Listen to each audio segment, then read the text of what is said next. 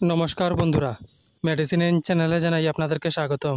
বন্ধুরা, আজ নিউরোজিন ক্যাপসুলের কাজ এবং পার্শ্ব প্রতিক্রিয়া নিয়ে বিস্তারিত আলোচনা করব, তাই ভিডিওটি শেষ অবধি অবশ্যই দেখবেন এবং চ্যানেলে নতুন হয়ে থাকলে চ্যানেলটিকে সাবস্ক্রাইব করে নেবেন, যাতে ওষুধ সম্পর্কে সঠিক তথ্য সবার আগে আপনারা পেয়ে যান।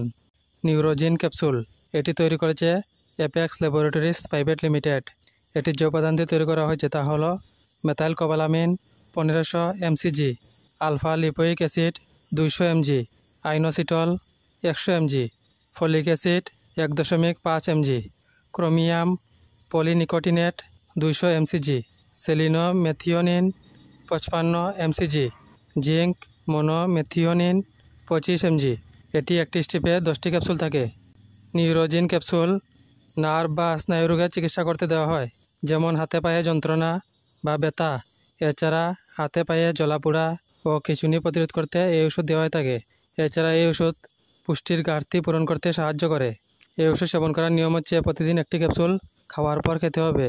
এই ওষুধ গর্ভবতী মহিলা এবং স্তন্যপান করান মহিলারা সেবন করার আগে অবশ্যই চিকিৎসকের পরামর্শ নেবেন। এই ওষুধ সেবনে সাধারণ কিছু পার্শ্ব প্রতিক্রিয়া দেখাইতে পারে, তা হলো বমির ভাব, বমি, গ্যাস, পেট ফাঁপা এবং ডায়রিয়া।